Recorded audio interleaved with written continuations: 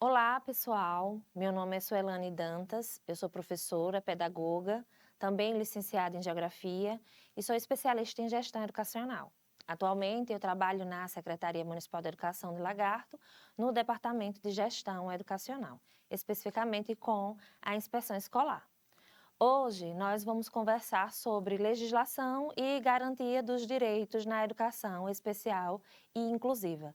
Entender como as questões referentes à educação são tratadas dentro da legislação educacional, que fala do contexto da legislação de forma geral, mas que vai falar também especificamente da educação especial e inclusiva e como ela deve se organizar dentro dos sistemas de ensino e dentro da nossa sala de aula. Antes de conversarmos especificamente sobre a legislação, nós precisamos ter em mente e formalizar alguns conceitos importantes, né? Conceitos como o que é educação especial, o que é educação inclusiva, o que é educação de forma geral e quais são os princípios que norteiam a educação. Então, educação especial e inclusiva, ela não são sinônimos, né? Educação especial, ela é uma modalidade de ensino, né? Como modalidade, ela é um tipo de educação que é ofertada e que deve ser ofertada de forma transversal. Diferente dela, a educação inclusiva, ela não é um tipo de educação, não. Ela é uma política pública, é um princípio, né? A educação inclusiva, ela é muito mais abrangente. Ela vai incluir tanto o atendimento ao público-alvo da educação especial, como ela vai procurar atender e incluir dentro do processo educativo todas as especificidades do público neste processo. Então, na educação inclusiva, nós devemos incluir o público da educação quilombola, da educação indígena, da educação do campo e também da educação especial. Então, elas não são sinônimos, né? São conceitos distintos, mas que têm uma finalidade também muito parecida. A educação, ela é um direito de todos, está na nossa Constituição. E como direito de todos, ela deve sim se configurar como um atendimento de educação especial e uma educação inclusiva. A educação, ela tem princípios para serem garantidos dentro do seu processo. Os princípios incluem o acesso, a permanência, a continuidade e a aprendizagem. Todos os indivíduos, eles têm direito a uma matrícula efetiva, a se matricular num nível específico que deseja estudar. Eles têm direito a permanecer dentro dessa escola, né? E essa permanência perpassa por uma infraestrutura adequada, por profissionais capacitados, pela oferta da alimentação escolar, do transporte escolar quando necessário, por uma estrutura adequada para a oferta da educação. Além de estar dentro da escola e de permanecer na escola, todos os estudantes eles têm direito à continuidade, a progredir em seus estudos. E o direito à aprendizagem. Dentro do processo, eles têm direito a aprender. Já revisando todos esses conceitos, vamos agora conversar um pouco sobre o que está nos documentos normativos sobre educação. E aí a gente vai precisar compreender um pouco essa linha do tempo, né? Como se configurou a educação dentro da legislação no nosso país, especificamente com relação à educação especial e inclusiva. Bem, como nós vemos aqui na linha do tempo, antes da Constituição Federal de 1988, a educação, principalmente para o atendimento do público-alvo da educação especial, ela acontecia principalmente em escolas especiais. Os estudantes com deficiência, eles não precisavam estar vinculados à rede regular de ensino. Eles podiam estar apenas vinculados em escolas especiais que iam trabalhar as competências específicas para aquele público. Era o que nós conhecemos hoje, ou falamos hoje, de segregação. Então, eles não precisavam estar incluídos na rede regular de ensino, poderiam estar apenas em escolas especiais. A partir da promulgação da Constituição Federal de 1988, começa a se entender a necessidade de que os sistemas sejam mais inclusivos e que esses estudantes eles também possam ser atendidos dentro das salas regulares, preferencialmente dentro de salas regulares, né? Depois da Constituição, a nossa Carta Magna da Educação é a LDB, que foi reformulada em 1996, que além de vir falar da necessidade dos sistemas inclusivos, ela fala também de como deve ser esse atendimento, de como deve ser o currículo, a formação dos professores e da necessidade ou não do apoio operacional ou o apoio especializado dentro das salas de aula.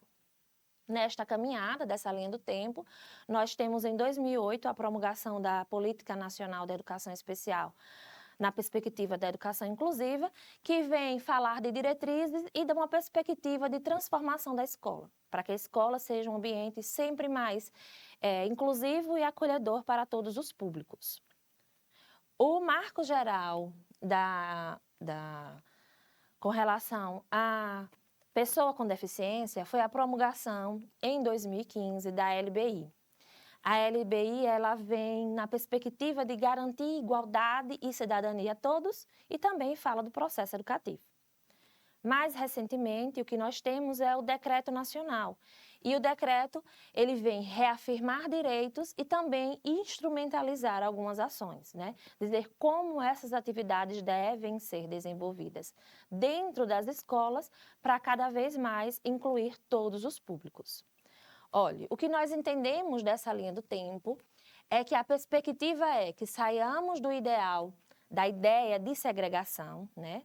De atender um público em escolas separadas ou escolas especiais, para chegarmos à perspectiva de uma inclusão plena, onde haja respeito e reconhecimento e onde todos os indivíduos se sintam incluídos e integrantes daquele processo, né? Não só na perspectiva da educação também.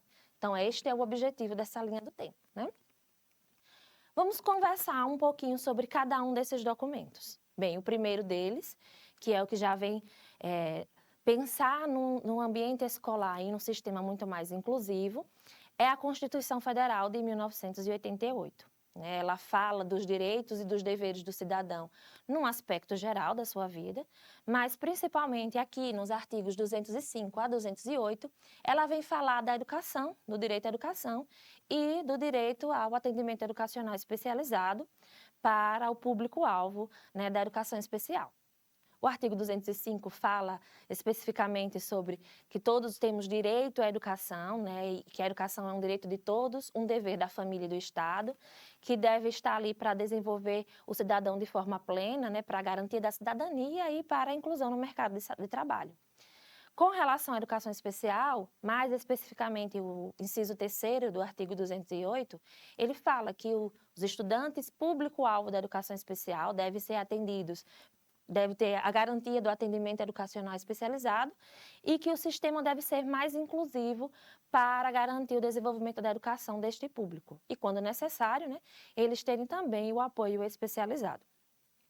O segundo documento, que é o documento que norteia a formatação da educação de forma geral no nosso país, onde tem todas as regras e normas, é a Lei de Diretrizes e Bases da Educação Nacional, que é a Lei número 9.394.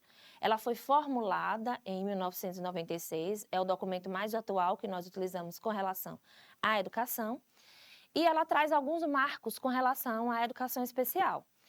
Nos seus artigos 58, 59 e 60, ela vem tratar especificamente sobre esta modalidade de ensino. O que é diferente neste documento?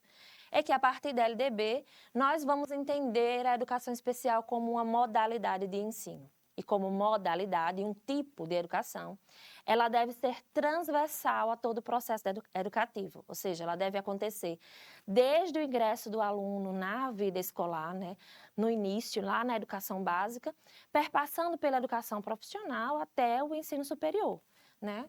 A educação especial, ela deve acontecer no formato de atendimento educacional especializado e, quando necessário, para atender às especificidades do estudante, ter o apoio especializado dentro das salas de aula.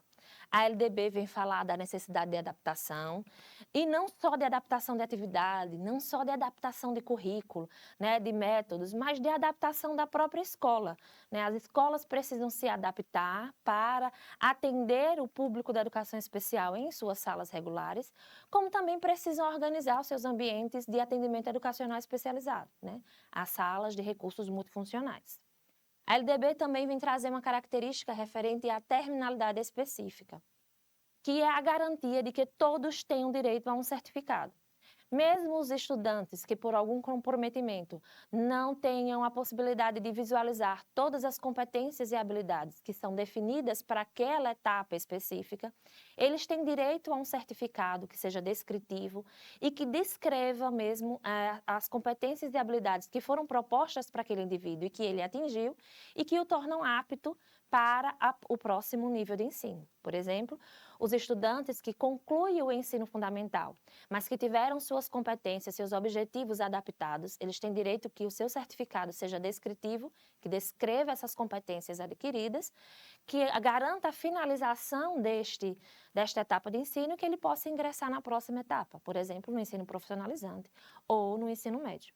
Como também a terminalidade específica, ela garante aos estudantes com altas habilidades e superdotação que eles possam ter o direito de progressão nos seus estudos. Em 2008, e seguindo essa perspectiva de mais estudos, de uma necessidade de ser mais inclusivo e de atender mais às especificidades da educação especial, é promulgada no país a Política Nacional da Educação Especial na perspectiva da educação inclusiva. Este documento ele é resultado do avanço dos conhecimentos e das lutas, visa uma promoção da educação de qualidade para todos, tem como principal objetivo a construção de uma proposta pedagógica que assuma o desafio de atender às necessidades de todos dentro do sistema de ensino e vem falar também das formações específicas para os profissionais da educação, Este documento ele tem a perspectiva de garantir que a escola seja um lugar de pertencimento, e que todos se sintam reconhecidos e integrantes deste processo. O marco legal com relação ao atendimento da pessoa com deficiência é a promulgação da LBI, que é a Lei Brasileira de Inclusão para Pessoas com Deficiência, também conhecida como o Estatuto da Pessoa com Deficiência. É a lei número 13.146. Ela vem garantir o direito à inclusão e à cidadania de todos os cidadãos, E vem reforçar que o sistema educativo ele precisa ser inclusivo a todos. Vem também na perspectiva de que a educação e todos os processos, elas precisam garantir a eliminação de barreiras. Barreiras de estrutura, barreiras de posicionamento, barreiras arquitetônicas, Garantir que realmente esse cidadão consiga ter acesso e permanecer no processo educativo. Vem falar das necessidades de adaptação de propostas pedagógicas, de oferta da educação bilíngue, a oferta de Libras e a oferta de Braille, das práticas pedagógicas serem mais inclusivas, da formação dos professores, da necessidade de formação continuada e em serviço, da valorização dos profissionais, da oferta de profissionais de apoio quando for necessário e também da oferta e da instrumentalização da comunicação aumentativa alternativa. Todos temos direito à informação e comunicação. E para alguns é preciso instrumentalizar algumas outras formas ou ferramentas de comunicação para que essa comunicação aconteça de forma efetiva. Dentro da Lei Brasileira de Inclusão, da LBI, os artigos 27 a 30 são os que tratam especificamente da educação, de como deve acontecer o processo de educação para que ele seja inclusivo a todos. O documento mais recente que procura nortear a educação brasileira no nosso país, principalmente nos aspectos referentes à educação especial, é o Decreto Nacional, que foi promulgado no final do ano passado, em 20 de outubro de 2025, e quando promulgado ele sofreu inúmeras críticas e repercussões, porque algumas coisas elas eram distintas do que já estava previsto na legislação.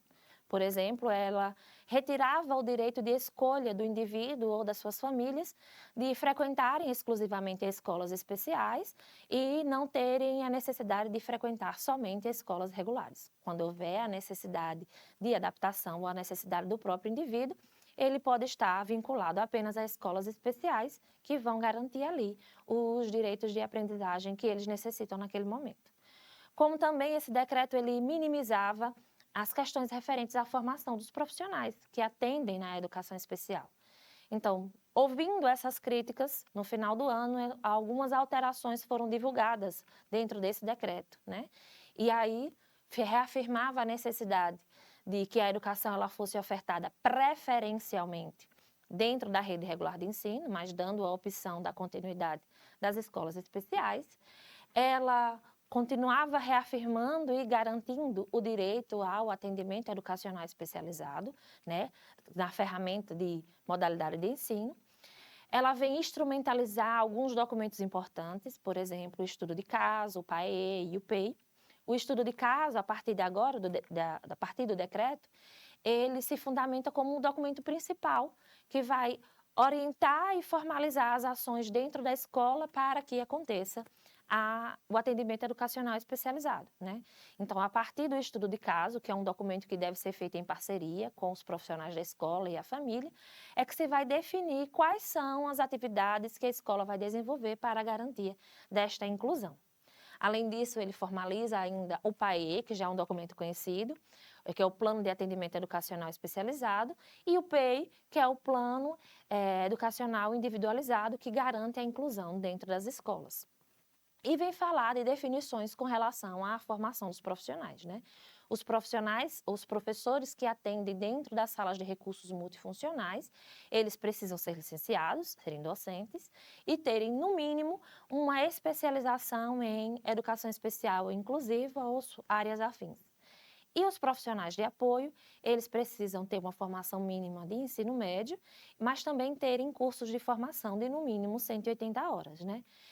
Esses são os marcos do que precisa acontecer dentro das escolas, de como as escolas e os sistemas de ensino precisam se organizar para que seja garantido o atendimento educacional especializado, para que seja garantida a oferta dessa modalidade de ensino, que é a educação especial, e para que o processo seja cada vez mais inclusivo em toda a sua caminhada, né? Então, esses 5 documentos são os principais norteadores do processo educativo e do processo de inclusão dentro da educação no nosso país.